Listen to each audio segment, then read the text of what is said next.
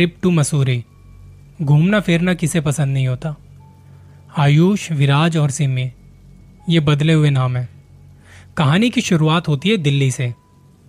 वैसे मैं थोड़ा कंफ्यूज था कि इसे कहानी कहूं या किस्सा।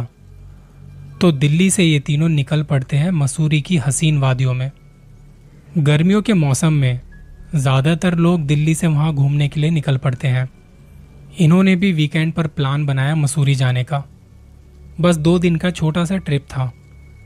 स्विफ्ट गाड़ी थी इनकी। ड्राइव करते हुए कुछ ही घंटों में वहां पहुंच जाते हैं। रात को निकले थे दिल्ली से और सुबह सुबह पहुंच गए। होटल बुक किया और थोड़ा आराम किया। दोपहर के वक्त होटल में ही लंच किया और घूमने निकल पड़े अपनी गाड़ी से। जब ये तीनों मसूरी से हाथी पांव जा रहे थे तो मसूरी से हाथी पांव के बीच एक जगह पड़ती है। वो जगह ऐसी है जहां आपको थोड़े थोड़े गैप में गाड़ियां दिखती रहती हैं, पर लोग वहां ना के बराबर आते हैं। ये तीनों भी बस वहीं से होकर गुजर रहे थे अपनी गाड़ी से। आयुष गाड़ी चला रहा था। उसने गाड़ी रोकी कि थोड़ा रुक कर चलते हैं। वहां से नज़ारा बड़ा खूबसूरत दिखाई दे रहा था। आयुष ने गाड़ी को साइड में लगाया और रुककर पानी वानी पिया। ठंडी ठंडी हवा चल रही थी। गाड़ी में हल्का हल्का म्यूजिक चल रहा था। जब इनकी थोड़ी बहुत बातें चल रही थी तो इनका ध्यान गया वहां पड़ी एक सुनसान सी बिल्डिंग पर। वो बिल्डिंग किसी जमाने में स्कूल हुआ करती थी, अंग्रेजों के टाइम पर। लेकिन आज ये जगह शापित मानी जाती है। इसके पीछे लोगों की अपनी अपनी कहानियां हैं। कोई कहता है यहाँ किसी जिन का साया है। कोई कहता है कि यहाँ पर जब बच्चों को पढ़ाया जाता था तब किसी टीचर की मौत हो गई थी इसी स्कूल में। उन पे एक शैतान ने कब्जा कर लिया था, जिसके बाद से वो यहाँ पे कुछ ऐसे काम करने लग गए थे जो आप और मैं सोच भी नहीं सकते। वहाँ पर काले जादू की पूजा की जाती थी। कुछ जंगली जानवरों की बलि चढ़ाई जाती थी। और ये करवाने वाला वो शैतान था जो इस जगह पर राज किया करता था। अब होता यह है, जब ये लोग यहाँ पे खड़े थे तब इन्हें वो जगह अपनी तरफ खींचने लगी, जैसे वहां कोई बुला रहा है। आयुष और विराज को लगा कि चलते हैं, एक बार देख के आते हैं कौन है वहां पे। फिर थोड़ा आगे बढ़े ही थे कि सिम्मी ने आवाज दी, मैं यहां अकेली हूं, जल्दी आना। कहते कि हाँ बस अभी आते हैं। दोनों चलते चलते उस बिल्डिंग के अंदर एंटर करते हैं। देखने से ही लग रहा था कि सालों से यहां कोई नहीं आया। टूटे फूटे लकड़ी के बेंच पड़े थे, ब्लैक बोर्ड थे, कुछ टूटी फूटी कुर्सियां थी, दीवारें झड़ चुकी थी और लाइट का कोई नामो निशान नहीं था। कमरों के दरवाजे हिले पड़े थे और एक अजीब सी खामोशी थी वहां। जैसे जैसे शाम ढल रही थी, अंधेरा भी बढ़ता जा रहा था। आयुष आगे आगे और विराज उसके पीछे मोबाइल की फ्लैश लाइट ऑन करके यहां वहां देखते हुए जा रहा था। आयुष आवाज दे रहा था कि कोई है यहाँ पे। और इस एक आवाज के साथ कुछ चमगादड़ एकदम से उड़े वहां से। कुछ पक्षियों के झुंड भी फड़फड़ाते हुए उड़ गए। बाहर से गाड़ी के हॉर्न की आवाज आ रही थी। विराज ने आयुष को कहा कि सिम्मी शायद बुला रही है, हमें वापस चलना चाहिए। आयुष ने कहा कि थोड़ा रुक यार, मुझे इस जगह के बारे में अभी और जानना है। अभी तक ये लोग ग्राउंड फ्लोर पर थे और धीरे धीरे अब फर्स्ट फ्लोर पर जाने लगे। वहां इतना सन्नाटा था कि इन्हें अपने कदमों की आवाज साफ साफ सुनाई दे रही थी। कभी बाहर से गुजरती गाड़ियों की आवाज आ रही थी, कुछ पक्षियों की आवाज आ रही थी, तो कुछ और आवाजें जैसे पहाड़ों पर आती हैं। जब सेकंड फ्लोर पर पहुंचे तो वहां पे भी कोई नहीं था। फिर ये आवाज कौन दे रहा था? इस फ्लोर पर 2 कमरे ऐसे थे जहां दीवारों पर कुछ नाम लिखे हुए थे। कमरे की फर्श काली हुई पड़ी थी। ऐसा लग रहा था जैसे किसी ने कुछ जलाया हो। यहाँ कुछ कांच की बोतलें टूटी फूटी पड़ी थी। देख के लग रहा था कि कुछ लोग यहाँ पार्टी वगैरह करने आए होंगे। वहां एक लाइन से कमरे बने हुए थे। देख के ही थोड़ा थोड़ा तो समझ में आ रहा था कि कुछ स्कूल जैसा है ये। कमरों के 5-6 फीट आगे 3.5 या 4 फीट की एक ऊंची सी दीवार बनी हुई थी। वो एक लंबा सा कॉरिडोर था जहां से नीचे देखने पर वो टूटे फूटे लकड़ी के बेंचेस और कुर्सियां दिखाई दे रही थी। कुछ और कमरों से होते हुए जब ये लोग जा रहे थे तो विराज ने कहा कि यार अब चलते हैं, अंधेरा बहुत हो गया है, सिम्मी बाहर वेट कर रही होगी हमारा। आयुष ने भी अपने मोबाइल की फ्लैशलाइट ऑन की और कहा कि चलते हैं वापस।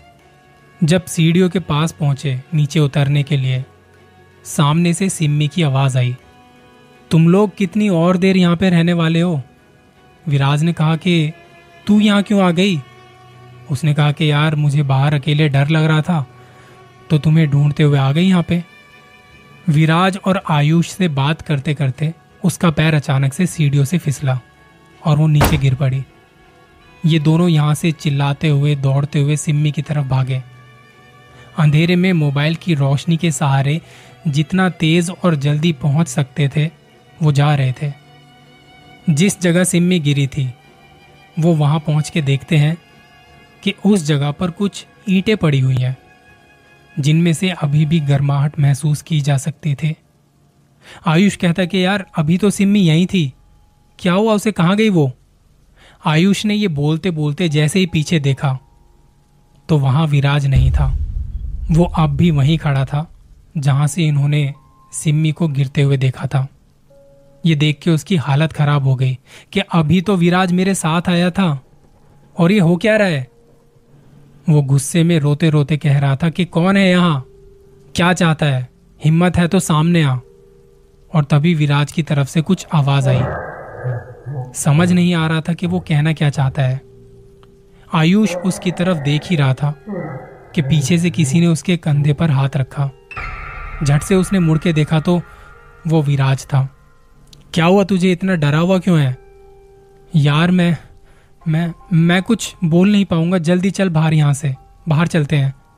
विराज कहता कि मैं तो पहले ही कह रहा था कि चल यहां से, ये जगह सही नहीं है। तभी ऊपर के कमरे से सिम्मी की आवाज आने लगी, कहाँ हो तुम लोग, अंधेरा हो गया, चलो। आयुष जो पहले से ही इतना डरा हुआ था उसने कहा कि तू सुन रहा है, सिम्मी की आवाज आ रही है। ये कहते ही जैसे उसने पीछे देखा तो वहां विराज फिर से नहीं था। आयुष अब वहां से भागने लगा उस दरवाजे की तरफ जहां से ये लोग आए थे। भागते भागते उसने पीछे देखा कि विराज को कैसे छोड़ सकता हूं अंदर। वो आवाज देता है, विराज। विराज उसे बुला रहा था। उसकी आवाज कहीं बाहर से आ रही थी। सिम्मी की आवाज ऊपर कमरे से आ रही थी। आयुष यहां वहां आगे पीछे देखता है और अचानक से सब कुछ शांत हो जाता है, कोई आवाज नहीं। मेन दरवाजे के पास आके आयुष मुड़ के देखता है, जहां उसे दिखाई तो कुछ नहीं दिया पर आवाज आती है किसी के हंसने की। चला जा यहाँ से, चला जा, नहीं तो किसी को भी जिंदा नहीं छोड़ूंगा, कोई नहीं बचेगा। आयुष मेन दरवाजे के बाहर जैसे ही कदम रखता है वहां विराज उसका इंतजार कर रहा था। आयुष कहता कि तू बाहर कब आया? विराज ने कहा मैं तो कितनी देर से बाहर ही हूं, तूने ही तो कहा था अंदर जाके देख के आता हूं। और तू इतनी देर अंदर कर क्या रहा था? कौन आवाज दे रहा है तुझे? आयुष ने कहा कि चल जल्दी चल गाड़ी की तरफ, ये जगह सही नहीं है, कुछ तो बहुत अजीब है यहाँ। दोनों भागते हुए गाड़ी तक आए। सिम्मी गाड़ी में बैठी गाने सुन रही थी। उसने आयुष की हालत देख जल्दी से गाड़ी का दरवाजा खोला और उसे पानी पिलाया। आयुष पीछे की तरफ जाके लेट गया और सिम्मी विराज के साथ आगे बैठ गई। अंधेरा हो चुका था और आसपास दूर दूर तक कोई नहीं, एक गाड़ी तक नजर नहीं आ रही थी। जल्दी से गाड़ी स्टार्ट की और निकल पड़े होटल की तरफ। थोड़ी देर में जब होटल पहुंचे तो आयुष को फर्स्ट एड दिया गया। होटल वाले पूछते कि क्या हुआ इन्हें। तब विराज ने बताया कि हम लोग मसूरी से हाथी पांव जा रहे थे तो रास्ते में एक सुनसान सी जगह दिखाई पड़ी। एक पुरानी सी बिल्डिंग थी। आयुष को लगा कि उसे अंदर से कोई आवाज दे रहा है, किसी ने आवाज दी है।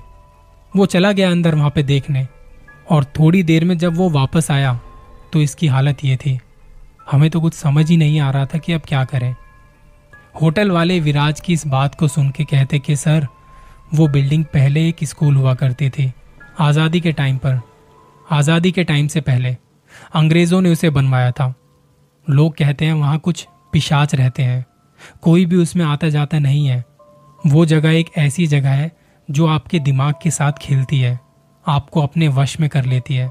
ना जाने कितने लोग वहां पे जाके अपना मानसिक संतुलन खो बैठे हैं उसके अंदर जाके। अभी सर को आप आराम करने दीजिए।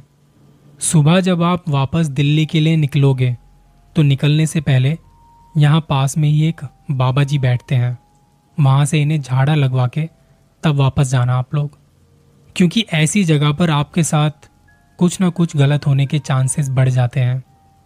आयुष अपने कमरे में सो रहा था और विराज सिम्मी नीचे होटल के गेस्ट रूम में बैठे थे।